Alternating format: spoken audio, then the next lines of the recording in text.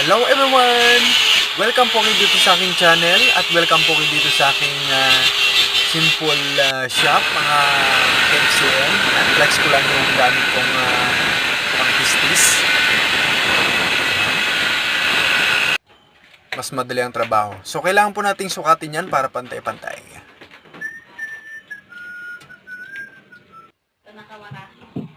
Yan. Okay. Pabuo na rin.